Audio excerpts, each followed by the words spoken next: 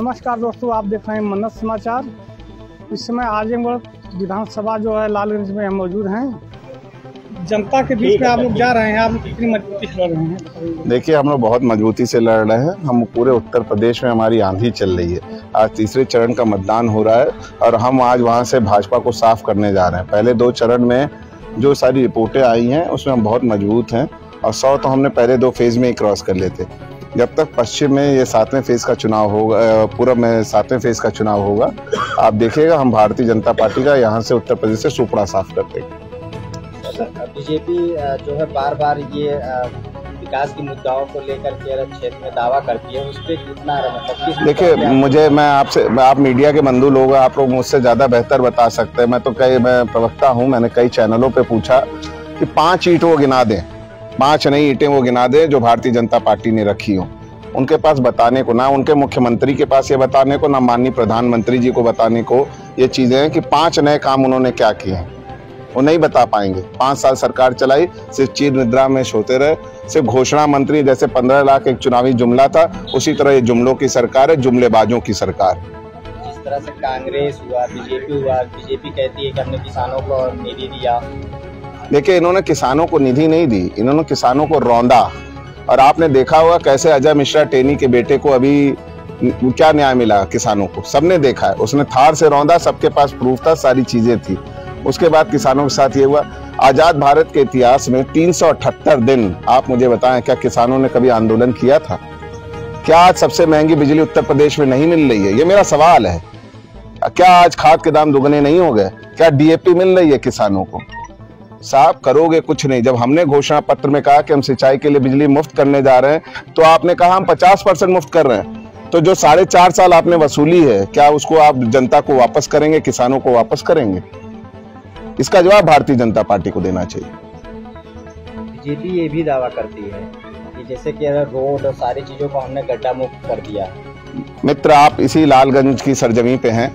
आप जरूर आप नेशनल हाईवे पे खड़े हैं, जरा गांव की रोडों पे चल लें या स्टेट हाईवे पे चल के मुझे दिखा दें। और अगर वो गड्ढा मुक्त हो गया होगा तो हम यहाँ से अपना प्रत्याशी वापस ले लेंगे। बहुत बड़ी बात कह रहा हूं मैं।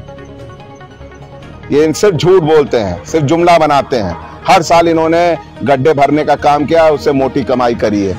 कहते हैं आपदा में अवसर, इन्होंने आपदा में भी अवसर बना लिया। बीजेपी कहती है कि मतलब हम गुंडा मुक्त कर दिए, सपा के लोग गुंडा है। देखिए, उनके कैंडिडेट्स की लिस्ट देख लीजिए। एडीआर की रिपोर्ट है, एडीआर की रिपोर्ट किसी से छुपी नहीं है, सब देख रहे हैं।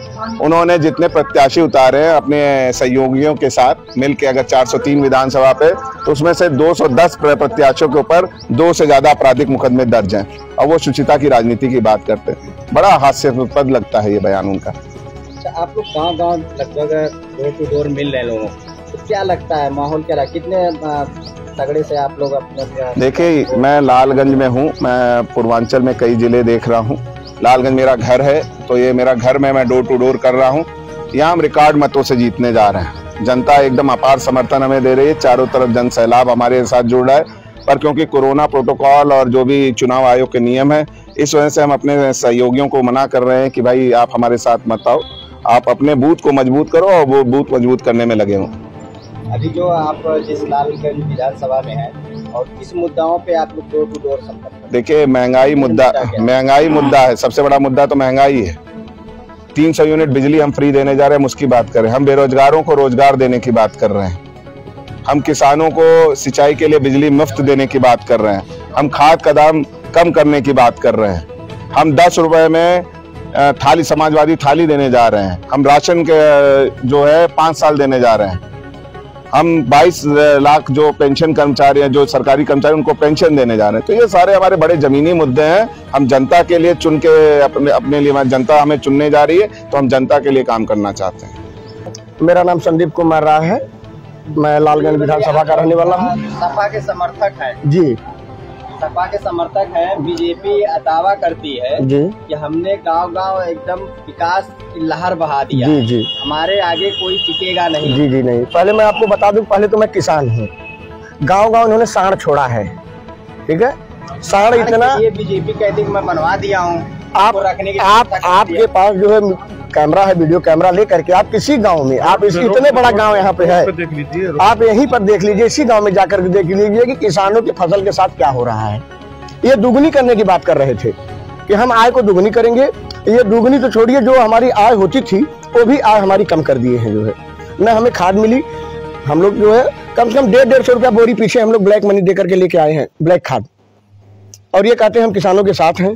कितना विकास हुआ है आप जिस गांव के? कोई विकास नहीं हुआ। हमारे गांव में 5 बत्ती मिली हुई है नीलम सोनकर के द्वारा, सांसद रही है यहाँ पे बीजेपी की, उन्होंने 5 बत्तियां दी हैं, वो भी अपने कार्यकर्ताओं के यहाँ।